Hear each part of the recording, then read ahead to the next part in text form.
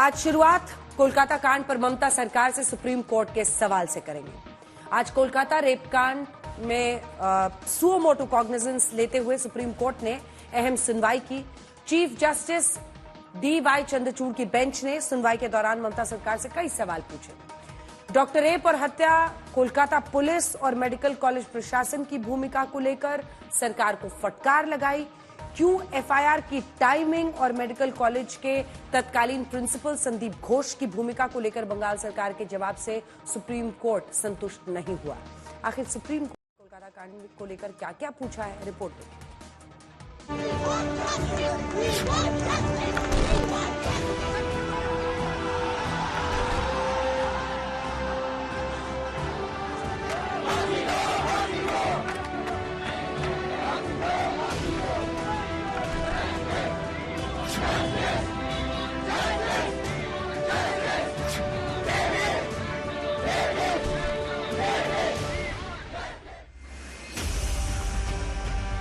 9 अगस्त को कोलकाता के RG Kar medical college की trainee doctor rape and murder case का पूरा सच क्या है? 14-15 अगस्त की दरमियानी रात को पुलिस की मौजूदगी में हिंसा कैसे हुई? क्या कोलकाता पुलिस और मेडिकल कॉलेज प्रशासन जितना बता रहा है उससे कहीं ज्यादा छिपा रहा है? आज देश की सबसे बड़ी अदालत ने कोलकाता कांड पर सबसे बड़ी सुनवाई की। बंगाल सरकार और केंद्र सरकार की तरफ से अपनी अपनी दलीलें पेश की गई, लेकिन मुख्य न्यायाधीश ने कोलकाता कांड पर उठ रहे सवालों को लेकर जो कुछ कहा, जो प्रश्न उठाए, सबसे पहले बहुत गौर से उसे सुनिए और समझिए। What was the principal doing? Why did he not? One, why was this kind of inaction on the part? First, an attempt to pass this off as a suicide instead of a murder. I'm sorry, Mother, that's not correct. Not recording, not registering an FIR till late in the evening. Third, the body itself is handed over to the parents sometime in the evening for cremation. Fourth, and that's a matter of very serious concern. On the next day, the doctors, because they were all doctors working with her, the doctors are on protest. A group of persons, a mob assembles at the hospital. The hospital is invaded and the critical facilities are damaged in the morning or whenever the mob enters. What was the police doing? Yes. But we have videos for all. Let me first of all state. Sorry, Mr. Sibal, the police, a very serious offense has taken place. The crime scene is within the precincts of the hospital. Now, that is the first thing that the police have to do, namely to protect the crime scene. What are they doing? Allow vandals to enter the hospital. Kolkata कांड को जिस तरह से police प्रशासन और सरकार ने handle किया, उसे लेकर कई सवाल उठ रहे हैं और हर सवाल के केंद्र बिंदु में है 3 किरदार। पहला किरदार मेडिकल कॉलेज के तत्कालीन प्रिंसिपल संदीप घोष, जिनका रोल सवालों के घेरे में है। दूसरा किरदार कोलकाता पुलिस, जिसने मेडिकल कॉलेज के अंदर एक लेडी डॉक्टर के रेप और हत्या जैसे सनसनीखेज मामले की जांच में लापरवाही बरती। तीसरा किरदार पीड़िता का परिवार, जो कोलकाता पुलिस, मेडिकल कॉलेज प्रशासन और बंगाल सरकार की नीयत पर सवाल उठाते हुए अपनी बेटी के लिए इंसाफ मांग रहा है। ওনারা বলেছেন এটা লম্বা প্রসেস, আমাদের সময় দিন। उन्होंने वो आशा दी थी, ये हमने बोला। आप लोगों को शक था शुरू से कि कोई इनसाइडर जॉब है, अभी भी है। এটা আমরা বলেছি, সিবিআই লোকজন বলেছেন এবং আমরা ওদের উপর ভরসা রাখি, কোর্টের উপর ভরসা রাখি, সুপ্রিম কোর্টের উপর ভরসা রাখছি, আমরা সবার উপর ভরসা রেখে চলছি। সবার উপর ভরসা রাখি এবং আপনাদের উপরে। देखिए, हम लोग एक ही बात बोलेंगे, हमारे संगे देश, पूरा देश है, अभी वर्ल्ड बेसिस आदमी ने भी विषय में जान गया है, इसलिए सबको इसके बारे में धन्यवाद देता हूँ। अब जब सुप्रीम कोर्ट में कोलकाता कांड की सुनवाई हुई तो मेडिकल कॉलेज के तत्कालीन प्रिंसिपल संदीप घोष 14-15 अगस्त की दरमियानी रात को हुई हिंसा के इन दृश्यों और कोलकाता पुलिस के इन्वेस्टिगेशन के तरीके पर सवाल उठे। सुप्रीम कोर्ट ने फटकार लगाते हुए बंगाल सरकार से सवाल पूछे। सवाल नंबर 1, क्या प्रिंसिपल ने हत्या को आत्महत्या बताया?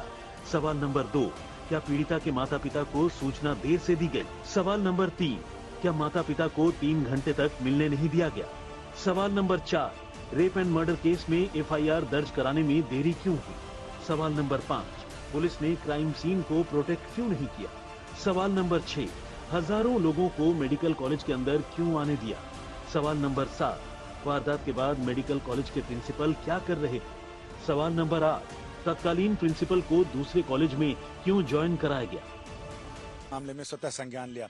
स्वतः संज्ञान में पश्चिम बंगाल सरकार को की जमकर खबर ली कोर्ट ने उनको न केवल फटकार लगाई बल्कि ये कहा कि आखिर ऐसा कैसे हो गया कि न केवल मेडिकल कॉलेज बल्कि सरकार भी अपनी ड्यूटी भूल गई इस पूरे मामले में। कोर्ट ने सीधा पूछा कि जब ये सारी घटना हो गई, घटना का पता चल गया, तो क्या मेडिकल कॉलेज की जिम्मेदारी नहीं बनती थी कि वो पुलिस को शिकायत दर्ज कराए और पुलिस में एफआईआर करे? क्योंकि पीड़ित लड़की, मृतक लड़की जो डॉक्टर है, उसके माता पिता को देर से खबर मिली। खबर देर से क्यों की गई? जब तक वो आए तब तक अस्पताल प्रबंधन ने एफआईआर दर्ज क्यों नहीं की? मेडिकल कॉलेज के प्रिंसिपल, उन्हें प्राचार्य को निलंबित करने के बजाय उनका ट्रांसफर दूसरी जगह कर दिया गया। कोलकाता कांड की सुनवाई अब गुरुवार को होगी। सुनवाई से पहले सीबीआई को स्टेटस रिपोर्ट दाखिल करनी होगी। साथ ही आरजी कर हॉस्पिटल की सुरक्षा का जिम्मा कोर्ट ने सीआईएसएफ को सौंप दिया है। बड़ी बात यह है कि कोलकाता कांड को देखते हुए मेडिकल स्टाफ की सुरक्षा को लेकर सुप्रीम कोर्ट ने 10 सदस्यीय नेशनल टास्क फोर्स का गठन किया है। Setting up under the authority of this court a national task force. The national task force will consist of a diverse segment of doctors from different parts of the country. We want them to make us recommendations in regard to the modalities to be followed across India. We're not only talking of the RG Kar Medical College and Hospital, but modalities to be followed all over the country for ensuring safety at the workplace first and foremost. आज तक bureau. Kolkata कांड को लेकर देश भर में गुस्सा है। महिलाओं की सुरक्षा को लेकर लोग सड़कों पर हैं। सवाल यही है कि आधी आबादी के खिलाफ जघन्य अपराध का सिलसिला कब तक जारी रहेगा? कब तक महिलाओं की सुरक्षा को लेकर सरकार और सिस्टम आंखें मूंद कर बैठा रहेगा?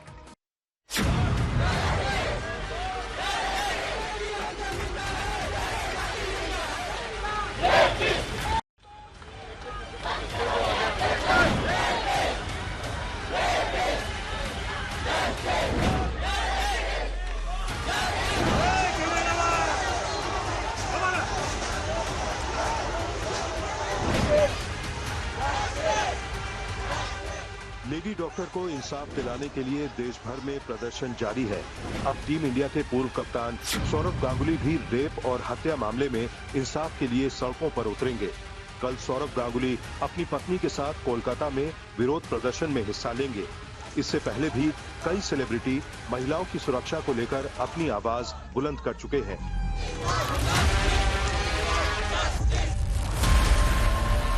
18 अगस्त को कोलकाता में भारतीय फुटबॉल टीम के डिफेंडर और मोहन बागान टीम के कप्तान सुभाशीष बोस अपनी पत्नी के साथ प्रदर्शन में शामिल हुए थे।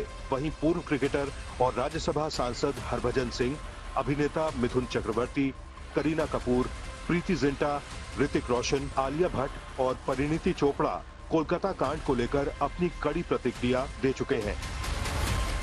साफ है, कोलकाता कांड को लेकर लोगों में बहुत गुस्सा है। दूसरी तरफ पीड़िता का परिवार इंसाफ की लड़ाई लड़ने के लिए हर दरवाजे पर दस्तक दे रहा है। आज पीड़िता के परिवार ने बंगाल के राज्यपाल सीवी आनंद बोस से बात की। हम सब आपके साथ हैं। हेलो, ये मैं आनंद बोस बोल रहा हूँ,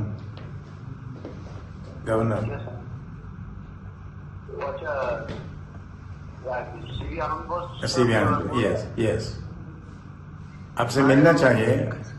मैं उसका पिताजी बोल रहा हूँ। या मालूम है, हम सब आपके साथ हैं। ठीक है, आप तो मेरा प्रशासनिक प्रधान है, आपके पास एक मेरा, हम लोग एक ही आदमी है। I want justice. We will get justice, we are all with you. आज मैं दिल्ली में हूँ। दिल्ली में सारे लीडर्स के बारे में मैं यह डिस्कशन किया है। जब आपका कन्वीनियंस है मैं वहां घर आऊंगा, आपकी कन्वीनियंस है। ठीक है, आने से आपका आने से हम तो बहुत अच्छा लगेगा। मैडम कैसा है? आप हमारा प्रशासनिक प्रधान है, आप जो गाइडलाइन हमको देंगे हम ऐसे चलने का कोशिश करेंगे। हम सब आपके साथ हैं। ठीक है। ठीक है, अब मैं आपके घर आऊंगा। ठीक है। Okay, all the best. घर वालों का आरोप है कि मेडिकल कॉलेज प्रशासन और कोलकाता पुलिस ने पूरे केस पर पर्दा डालने की कोशिश की। घर वालों की माने तो कोलकाता पुलिस ने केस को सुलझाने के बजाय और उलझा दिया। अंतिम संस्कार की जो बात आ रही है कि जबरन करवाया गया, क्या ऐसा है कि आप लोग नहीं चाहते थे तुरंत अंतिम संस्कार हो और करवा दिया गया? जो क्रिमिनेशन घाट का बारे में बोलता है, श्मशान घाट के बारे में, उधर 3 बॉडी पड़ा हुआ था, लेकिन उसका पहले ही हमारा लड़की का बॉडी जला दिया गया। क्यों, क्या वजह थी ऐसी? आप लोगों ने मना नहीं किया? आप लोग भी तो थे वहाँ पे। नहीं, इसमें तो क्या, उस टाइम में तो हम लोग तो क्या बोले, हम लोग तो पूरा चूर हो गया। हम उसके लिए तो मेरा क्या बोलेंगे उसको।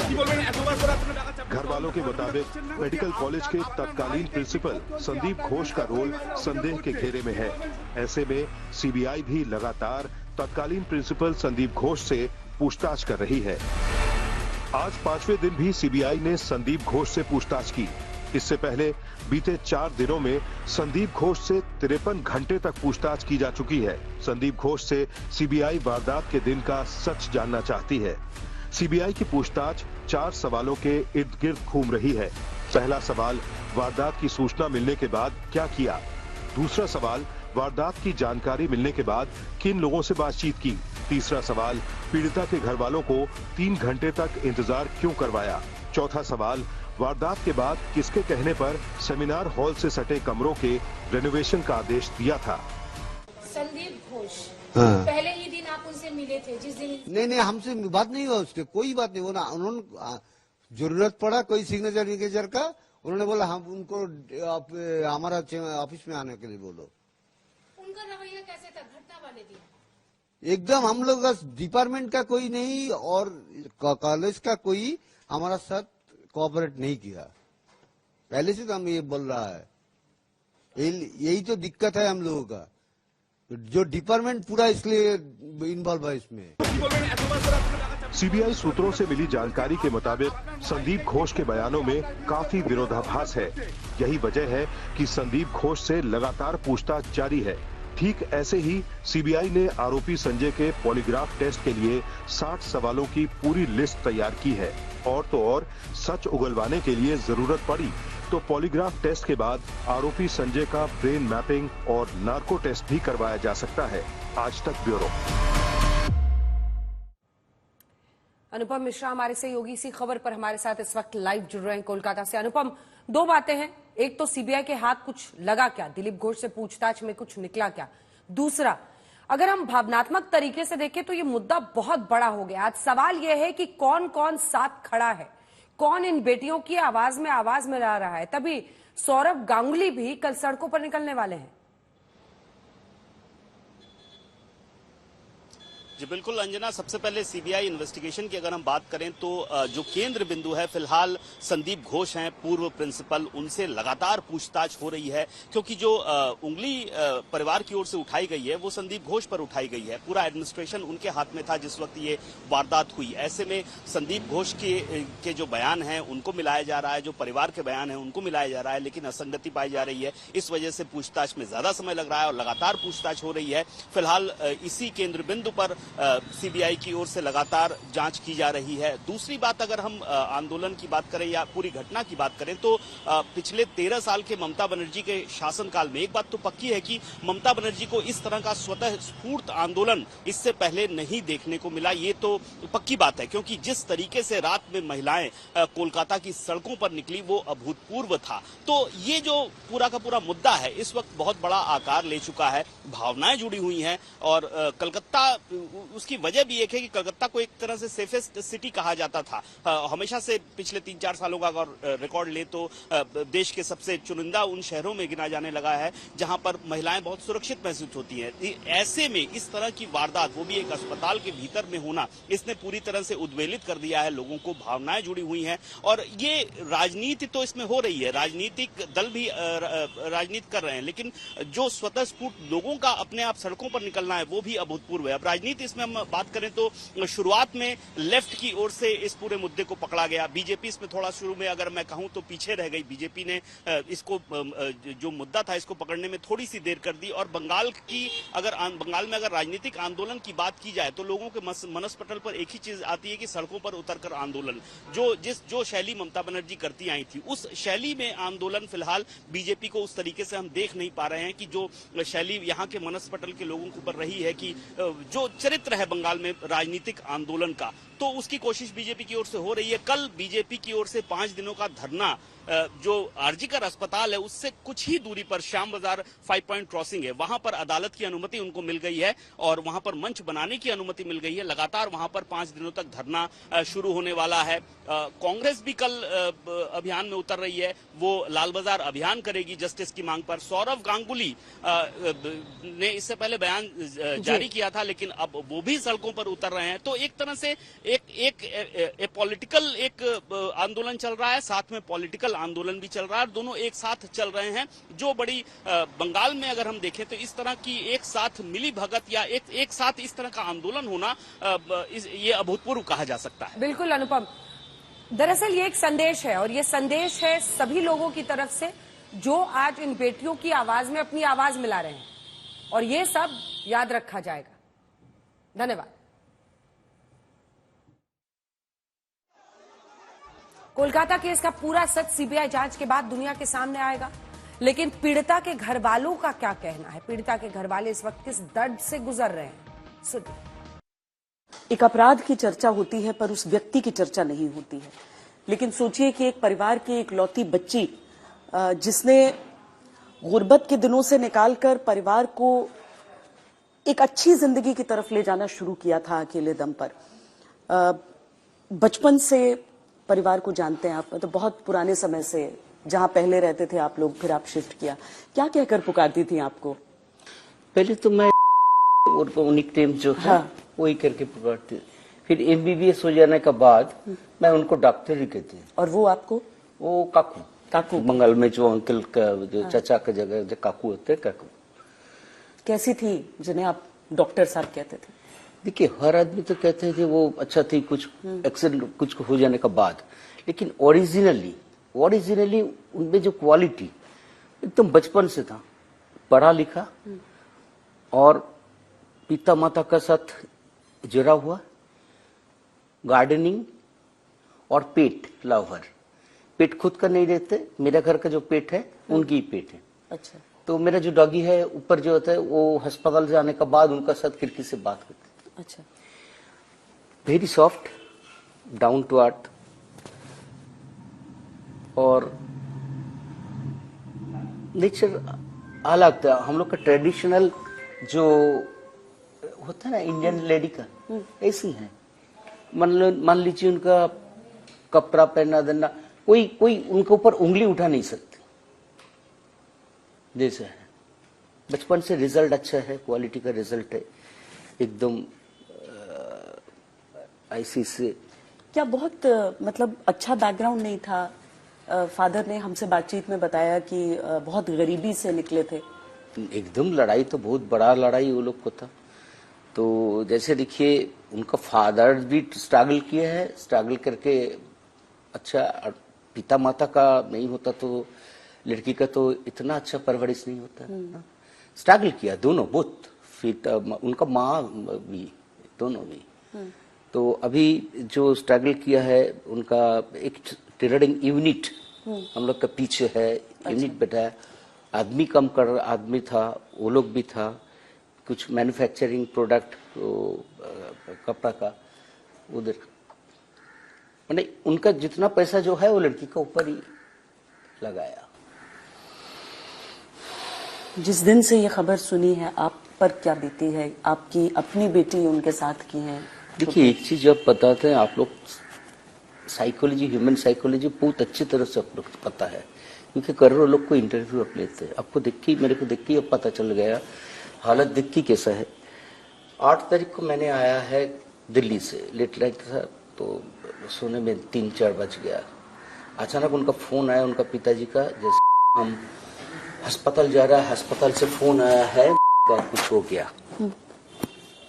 फिर बीच रास्ता में फोन किया का सुसाइड कर दिया बोला है। तो क्या बता रहे हो? बोले तुम जल्दी आ जाओ। तो हम तुरंत ड्राइवर को वेट नहीं करके मोटरसाइकिल लेके भाग के चला गया। कभी भी सोचा नहीं, जिंदगी में सोचा नहीं ऐसा होगा, ऐसा खबर आएगा अचानक। और उसको वहां पर जाके जो हुआ है वो तो देख के रंगटे खड़ा हो गया। बात करने का कोई ये नहीं था। मान लीजिए आधा घंटा हम लोग का सिचुएशन बहुत, वो लोग तो पहले गया था, मेरा पहले हो गया, मैं बाद में गया था। लेकिन बाद में जाने का बाद वहाँ का माहौल सब देख के आधा घंटा मेरा होश भी नहीं था। देखिए मैं तो एक लड़की का पिता हूँ और वो मेरा लड़की से 1 साल की 1.5 साल की बड़ी है। बाउंड्री वो लोग कभी छोटे थे। ये जो दुर्गा पूजा का टाइम आया है, वही जब मास्टर्स में एंट्री लिया है, उनको मामी को बोला मैं दुर्गा पूजा घर में करूँगी। किया है 2 साल, ये 3रा साल था। पूरा मार्केटिंग हो गया था उन लोग का, पूरा मार्केटिंग। इंसाफ से ही शांति मिलेगी। सिर्फ उनका पिता माता की नहीं है, मेरा भी नहीं है, का इंडिया का, वर्ल्ड में जितना चारों तरफ देखिए मेरे पास वो सब वीडियो आया है। मेरा दोस्त रिलेटिव जितना बाहर रहते हैं, सब कनाडा में रहते हैं, टोरंटो में, वहीं से हम इवन हम देखे पाकिस्तान बांग्लादेश से भी जो आवाज उठे हैं उन लोगों को मैसेज सब मैं कलेक्ट करके देख रहा हूँ जी। ये आवाज सिर्फ हम लोग का नहीं है, उनका पिता माता का नहीं है, दुनिया का है। सब चाहते हैं, सब ने चाहते हैं जी कुछ ये तो होना ही है, होना ही चाहिए।